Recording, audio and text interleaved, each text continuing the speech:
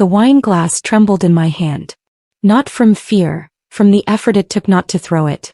Of course you're still renting, Kara, Monica said, her voice dripping with that fake concern she'd perfected over the years. I mean, some people just aren't cut out for ownership, you know? Everyone at the Thanksgiving table laughed. My dad chuckled nervously. Her mom smiled that tight smile. Monica's husband, Derek, smirked into his napkin. I felt my chest tighten, but I kept my face calm. Neutral. I'd learned that skill years ago. How to disappear while staying visible. How to smile while planning. Monica leaned back in her chair, swirling her own wine like she'd just won something. She had no idea what she'd actually done. She'd just lit a match in a room I'd been filling with gasoline for 3 years. I set down my glass carefully. You're right, I said quietly. Renting has its challenges. She beamed, satisfied. The conversation moved on. But I stayed quiet, thinking about the lease agreement sitting in my office. The one with her signature on it. The one that made her my tenant. She mocked me for renting. She didn't know I owned her building. Before we continue, I would like to know where you're watching from in the comment section. Also hit the subscribe button and share this video, as this will help this video to travel far so others can learn also. I wasn't always this quiet. When I was younger, I had opinions. I had a voice. Then my mom died when I was 14. Cancer took her in 8 months. My whole world collapsed. I stopped talking much after that. My dad tried his best, but grief made him desperate for normal. For noise. For anything that felt like life again. He met Monica's mom, Christine, at a grief support group. They married 11 months later. Too fast, everyone whispered. But no one said it to his face. Monica moved into our house like a hurricane. She was 16, 2 years older than me, and she made it clear from day one. This was her house now. Her family. Her rules. She took over the living room with her dance trophies. Claimed the bigger bathroom. Started calling my dad Pops within a week. I watched it happen. Watched my space shrink. Watched my grief get pushed aside to make room for her personality. That's when I learned. Loud people take. Quiet people plan. Monica always needed an audience. In high school, she was the girl everyone knew. Cheer captain, prom queen, dating the quarterback. She posted everything online, documented every moment like her life was a movie. I was the shadow in the corner of her spotlight. The stepsister nobody remembered. I didn't go to parties. Didn't date. Spent my weekends reading books about business and investment while Monica stumbled home from another house party. You're wasting your youth, she'd tell me, flipping her hair. But I guess some people just don't know how to have fun. I didn't argue. I just saved every dollar from my part-time job. While she bought designer bags with her allowance, I opened my first investment account at 17. He thought I was boring. I was building.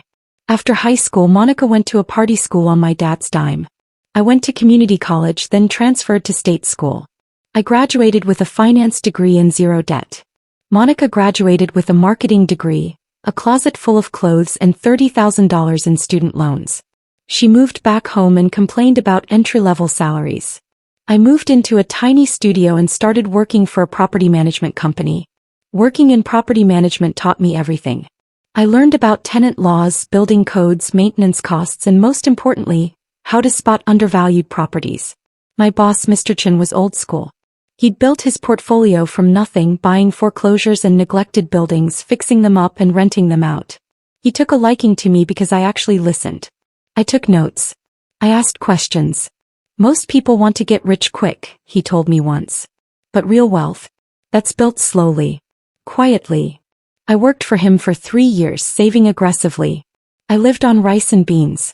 Drove a beat-up Honda. Wore the same 5 outfits in rotation. My coworkers thought I was broke. I was calculating. When I turned 25, I had $50,000 saved. Mr. Chin helped me find my first property. A duplex in a rough neighborhood. The numbers worked. I bought it, fixed it up myself on weekends, and rented both units.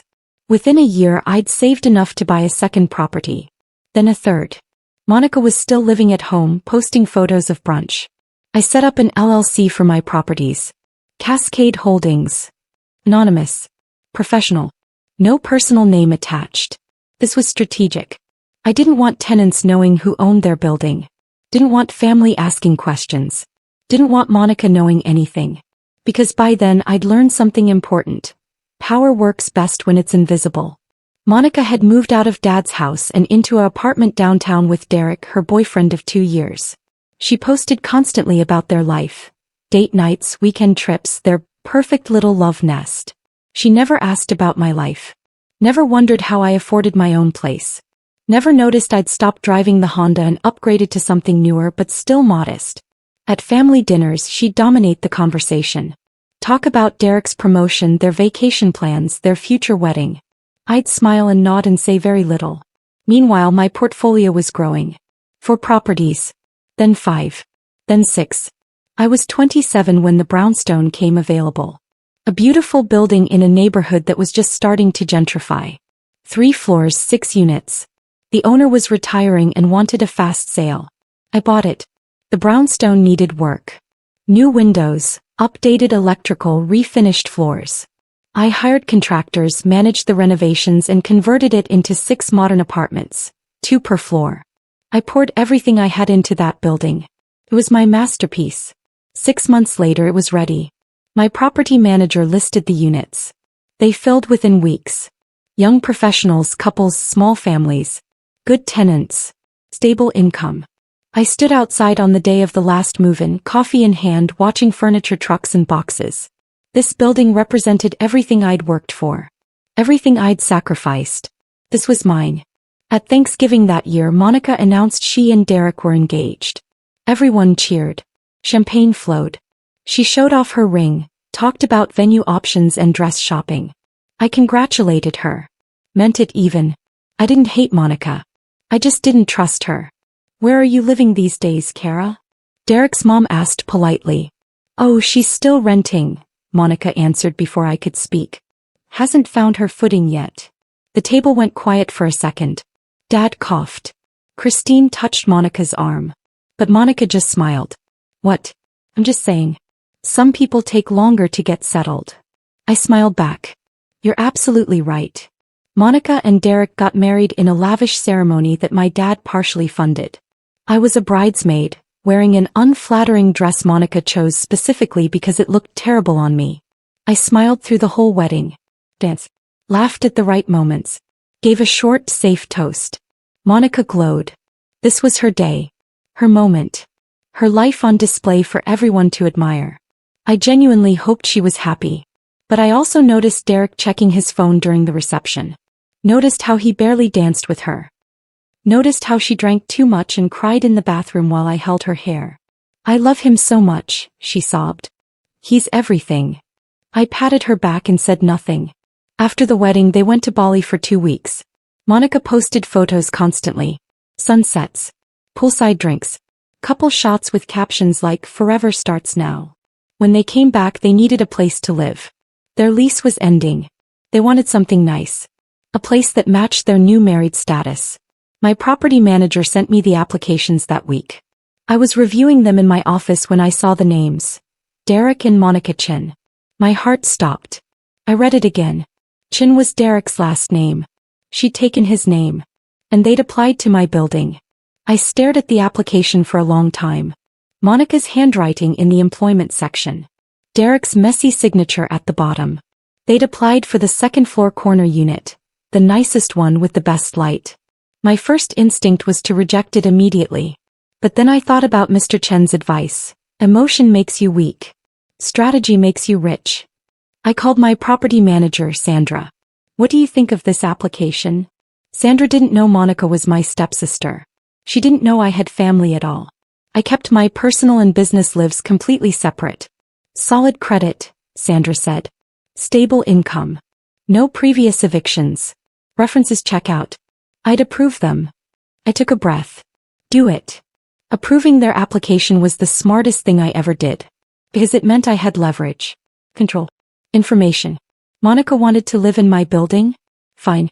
But she'd play by my rules. She'd pay my rent. She'd follow my policies. And she'd never know. 2 weeks later Sandra called me. The Chens signed the lease today. They're moving in next Saturday. I hung up and smiled. Moving day was sunny. I watched from my car parked across the street, sipping coffee, sunglasses on. Monica directed the movers like a general. Derek hauled boxes. She'd already posted about the move on Instagram. New chapter in our dream apartment. He had no idea I was watching. No idea whose property she was stepping into. The apartment looked perfect on her. Big windows, exposed brick hardwood floors. She decorated it exactly how I'd imagined someone like her would. String lights, trendy plants, those motivational prints that said things like, "Good vibes only." At the next family dinner she couldn't stop talking about it. "You guys, the apartment is perfect," she gushed. "The neighborhood is amazing. There's this cute coffee shop on the corner and a farmer's market on Sundays. Honestly, it's exactly what we wanted." Dad smiled proudly. "That's wonderful, sweetheart." Christine asked, "How much is the rent?" Monica waved her hand. "It's competitive for the area. But Derek got promoted so we can manage." I cut my chicken quietly. Calculated the numbers in my head. Their rent covered the mortgage, taxes, and building maintenance with profit left over. They were paying my bills. Building my wealth. Making me richer every single month. And Monica had no idea. The first few months went smoothly. They paid rent on time. No complaints. No issues. Sandra told me they were model tenants. I almost forgot they were there. Then Thanksgiving came around again. The whole family gathered at Dad and Christine's house. Monica arrived late, laughing loudly, carrying expensive wine. She'd gotten her hair done. New highlights. Her nails were perfect. She wore an outfit that probably cost more than I spent on groceries in a month. We sat down to eat. The conversation flowed. Everyone asked about Monica and Derek's life, their jobs, their apartment. Then Monica turned to me. "So, Kara's still renting that same place?" I looked up. "Yes." She nodded sympathetically. "That must be hard. Rent just keeps going up, doesn't it? I don't know how people manage to save for a down payment when they're trapped in the rental cycle." Her tone was sweet, concerned.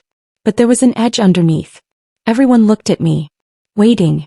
"It's manageable," I said simply. Monica sipped her wine. "I'm just saying, at some point you have to think about building equity. Renting is just throwing money away."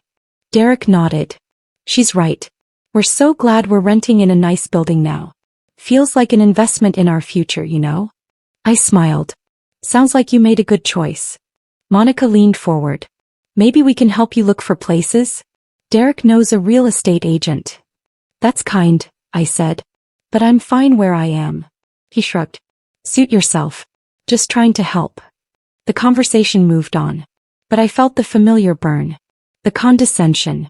The assumption that she was ahead and I was behind. If only she knew. Here came. With it came the first real test. The building's heating system started acting up. It was an old boiler, and while I'd done maintenance, it finally needed a major repair. Sandra called me with the estimate, $12,000. "It's necessary," she said. "The system's failing. Tenants are complaining about inconsistent heat." I approved the repair immediately. My tenants deserved a warm home. That was my responsibility. But Monica didn't see it that way. She emailed Sandra repeatedly. "This is unacceptable. We pay good money for this apartment. The heat should work. If this isn't fixed immediately, we're withholding rent." Sandra handled it professionally, but she forwarded me the emails. I read Monica's angry words, her threats, her demands. I could have responded. Could have explained that repairs take time, that we were working as fast as possible. Instead, I just approved Sandra's responses and watched.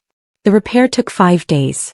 5 days of Monica posting angry Instagram stories about negligent landlords and tenant rights. She didn't tag the building directly, but she made sure everyone knew she was suffering. When the heat was fixed, she didn't say thank you. Just posted, "Finally." The bare minimum. I screenshot everything. Filed it away. Spring arrived. Monica posted photos of the farmer's market, her balcony garden, brunch at the cute cafe. Her life looked perfect online. But Derek's Instagram told a different story. He rarely posted anymore. And when he did, Monica wasn't in the photos. At Easter dinner, I noticed the tension. Monica tried to hold his hand. He pulled away. She laughed too loud at his jokes. He barely smiled.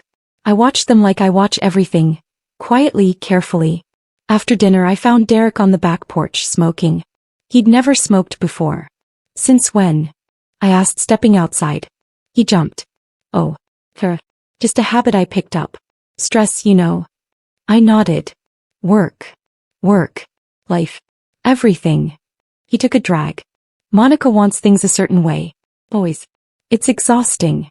I didn't respond. Just stood there. He laughed bitterly. You're lucky. You seem so peaceful. No drama. No pressure.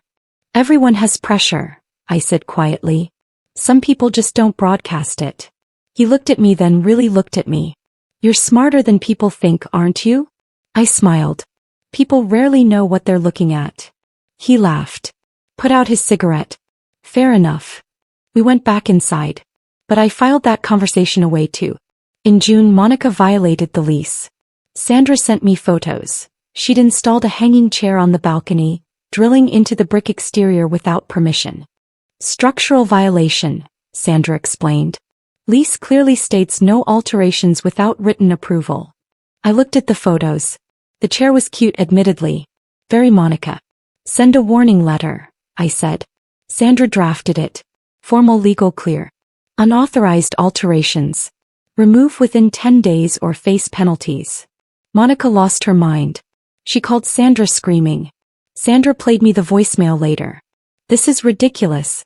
It's just a chair. You people are control freaks. I know my rights.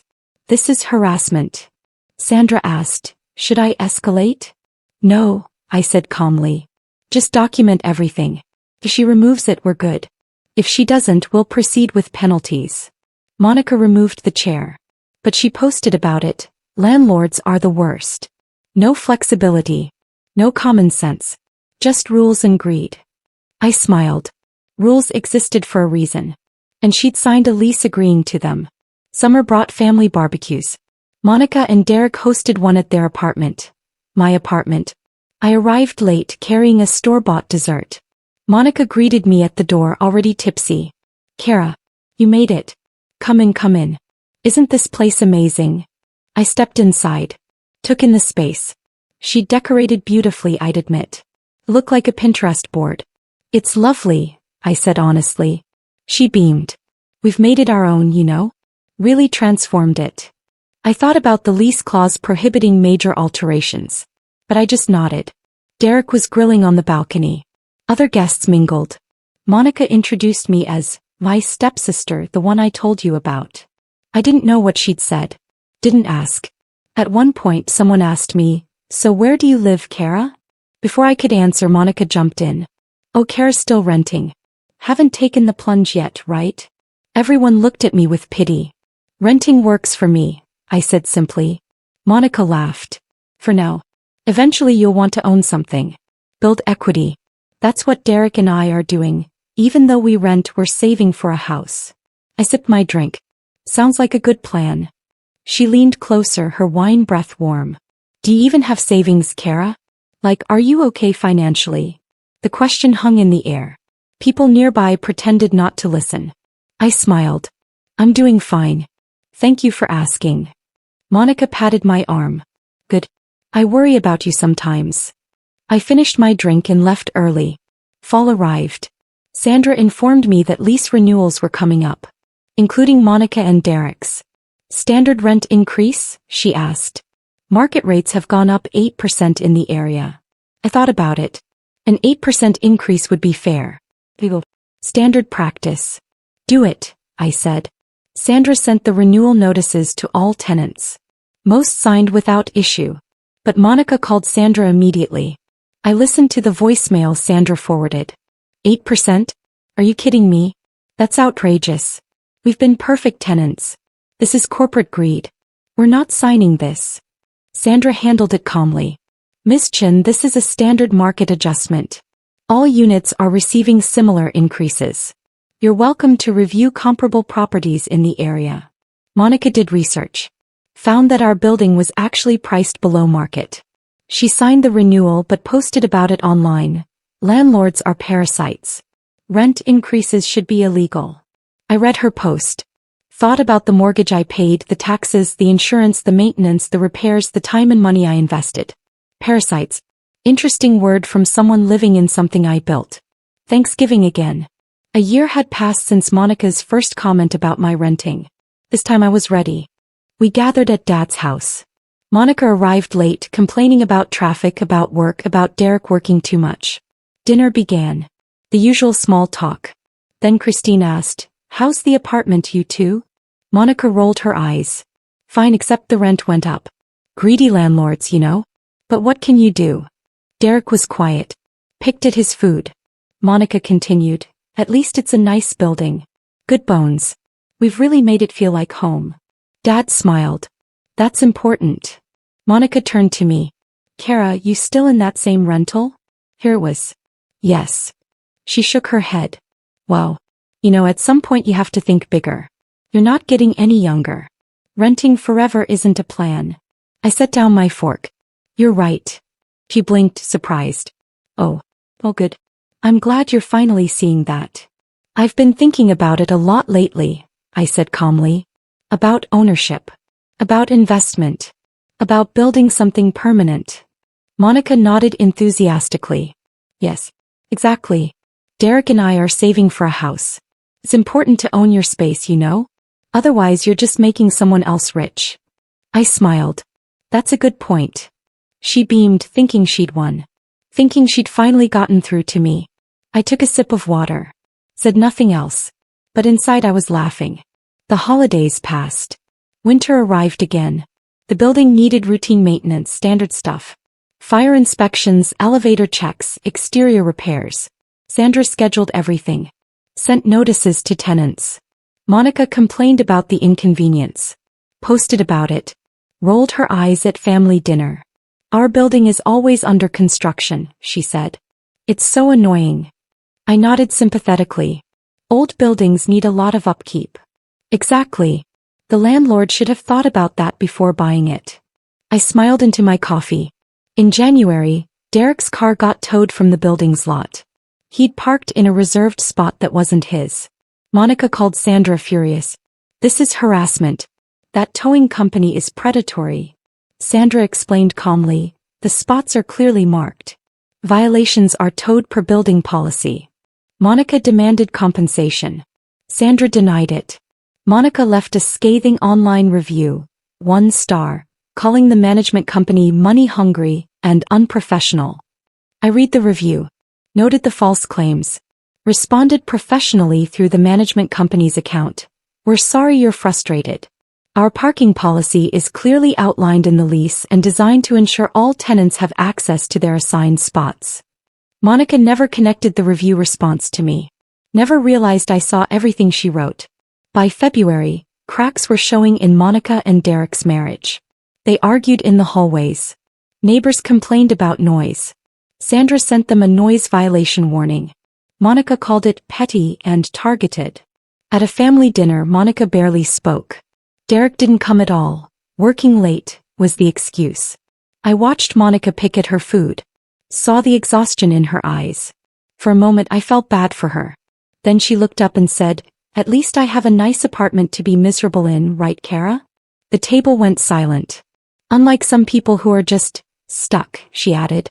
I didn't take the bait. Just smiled. In March, I attended a local real estate development seminar. It was for property owners and investors. I went alone, sat in the back, took notes. During the break I grabbed coffee. Turned around and nearly collided with Monica. We both froze. "Kara." She looked confused. "What are you doing here?" "Attending the seminar," I said simply. "But this is for property owners." "I know." Her face went through several expressions. Confusion. Realization. Denial. "You own property?" "Yes." "Like a rental property?" "Several." She stared at me. People moved around us. The break was ending. "Since when?" she finally asked. "For a while now." She laughed nervously.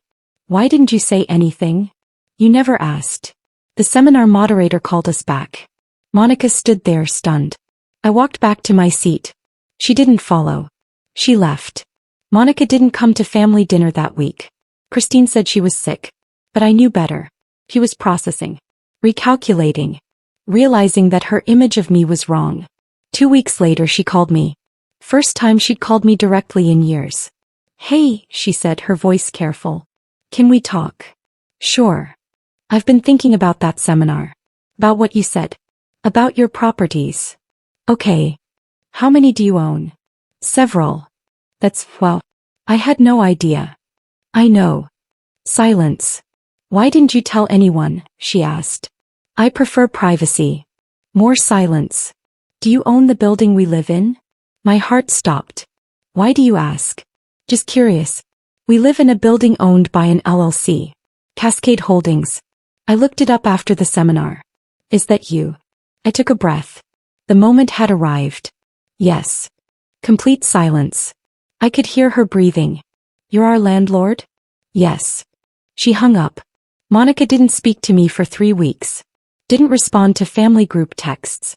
Skipped Sunday dinner. Christine called me worried. Did something happen between you two? She found out I own some properties, I said carefully. Oh. That's wonderful. Why would that upset her? You'd have to ask her. Meanwhile, Monica's rent was due. She paid it, but the check came with a note. This feels wrong. Sandra forwarded it to me. What does this mean? Ignore it, I said. As long as the rent is paid, we're good. But I knew Monica was spiraling. She'd built her entire identity on being ahead of me. Better than me. More successful. And now that foundation was cracked. Finally, Monica showed up at my office. My property management office. Sandra called me confused. There's a Monica Chin here demanding to see the owner? Send her to the conference room. I walked in 5 minutes later. Monica sat with her arms crossed, jaw tight. Hi, I said calmly. Don't hi me. You let me mock you. For years. You let me think you were struggling while you owned the building I live in. You assumed I was struggling. I never said that. You let me believe it. I didn't owe you my financial details, Monica. She stood up, pacing. This is insane. You've been my landlord this whole time? Watching me. Judging me. I've been running a business. You've been a tenant. That's all. That's all. She laughed bitterly. You approved our application knowing it was us. You sent us violation notices. You raised our rent. You've had power over us this whole time and said nothing. I stayed calm. Everything I did was legal and standard. You weren't treated differently than any other tenant. That's worse. You treated me like a stranger. Isn't that what you wanted? I asked quietly. You've spent years making it clear I don't fit in your life. He stopped pacing. Stared at me. Every family dinner, every holiday, every time you mocked my choices, you made me small, I said. You never asked about my life. Never cared. You just assumed. So this is revenge? No. This is business. Monica left without another word. But she didn't move out. She stayed. Paid rent. Followed the rules. At the next family dinner she was quiet. Subdued. When Dad asked if everything was okay she just nodded. Derek looked at her with concern. You sure, babe? She forced a smile. I'm fine. But she wasn't. I could see it. The weight of knowing. The humiliation of being wrong. Part of me felt bad. Part of me felt vindicated. Mostly I just felt tired. After dinner she pulled me aside. Are you going to kick us out? Why would I do that? Because I was awful to you. You're a good tenant. You pay on time. That's all that matters. She looked at me, searching my face for something. Anger? Gloating? She found nothing. I'm sorry, she whispered. For everything. I nodded. Okay. That's it? Just okay. What do you want me to say, Monica? I don't know. That you forgive me. That we can start over. I thought about it. About the years of small cuts. The dismissal. The mockery. I don't hold grudges, I finally said. But I also don't forget. She nodded slowly. Fair enough. Months passed. Monica and Derek's lease renewal came up again. This time no complaints about the increase. They signed quietly. Monica changed. Stopped posting so much. Stopped bragging at dinners. Asked me questions about property investment with genuine curiosity. We weren't close. But we weren't enemies either.